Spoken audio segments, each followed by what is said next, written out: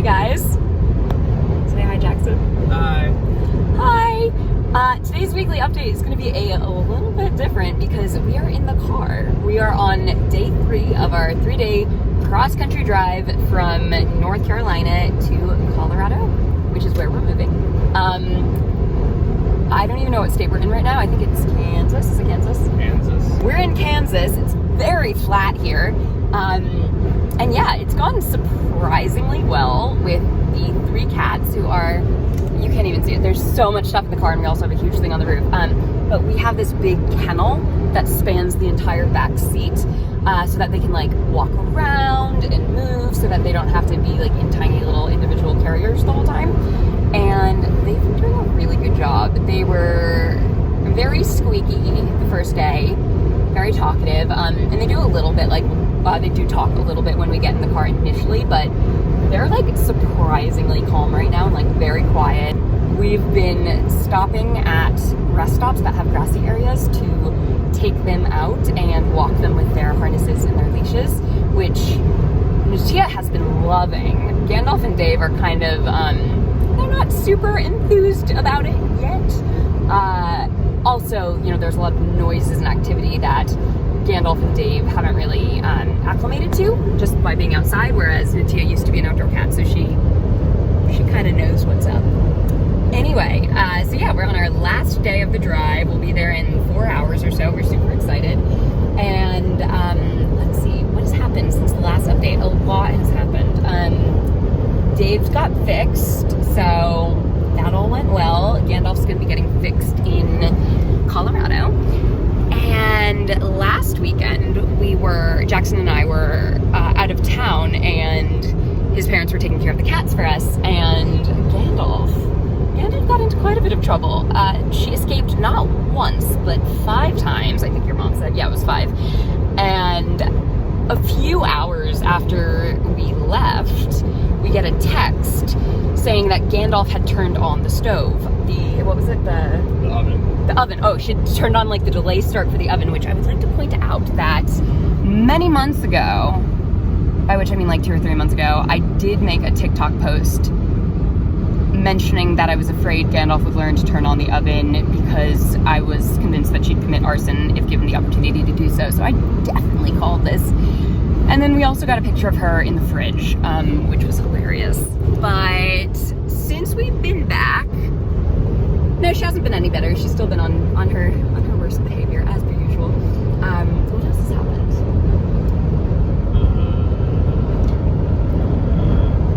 Dave is learning to be a spooky croissant. Dave is learning to be a spooky croissant.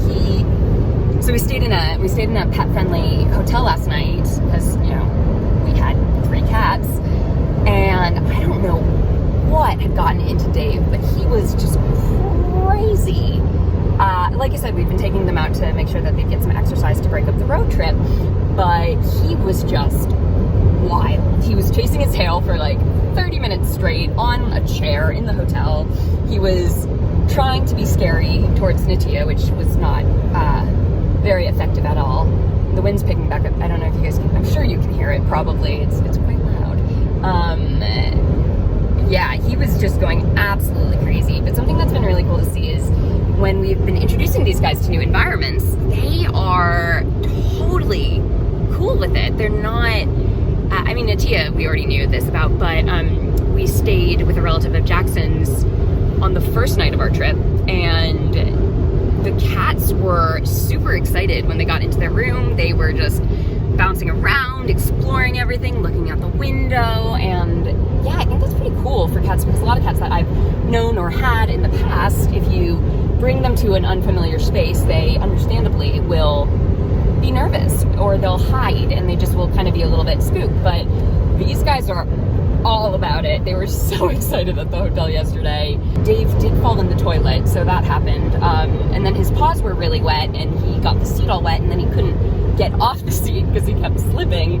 I don't have any footage of that because I had to help him. It was very funny though. What else?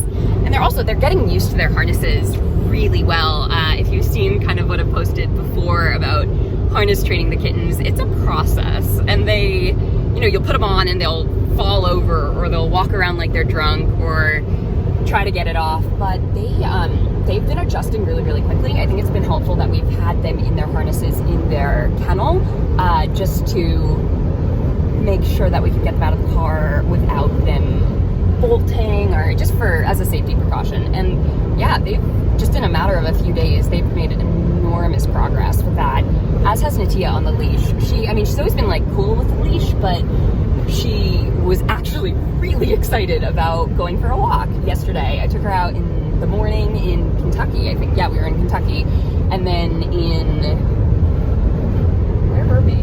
Where's their stop? Who knows? In a different state. And she was just charging all over the place, wanted to check out everything. It was really very cute. I'm definitely gonna have to make some sort of video about all the different products that we've been using for this trip, because it's, like I said, it's gone surprisingly smoothly. We've got a portable litter box, which has been a godsend, and it zips closed so you can, not have litter and fecal matter go everywhere. We've got this great kennel, which we didn't even think was going to arrive in time, but then it did. Obviously harnesses, leashes, all the jazz. Yeah, good stuff. It's like they're being so quiet.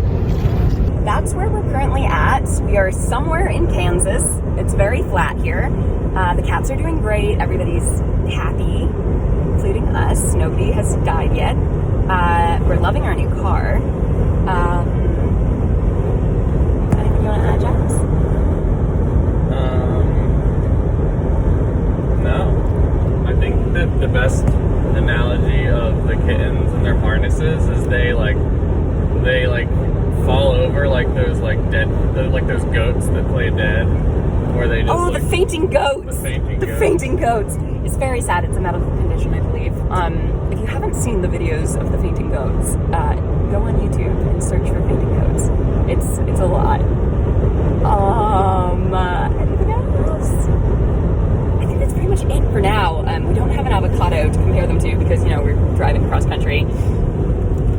We've got I don't know, how many hundreds of miles to go? Roughly 200. Got 200 miles to go out of, 1,600, give or take. Yeah, we're so excited. It's supposed to be 37 degrees, it is 37 degrees in Colorado right now where we're headed, and it is a mixture of rain and snow. So we are not dressed for that. We are not really adequately prepared for that, but it's fine. We have a fireplace in our new place, so we're going to be toasty warm. But yeah, we're both super excited to introduce the cats to their new space and just get comfortable, and yeah, this is so exciting. Anything you want to add?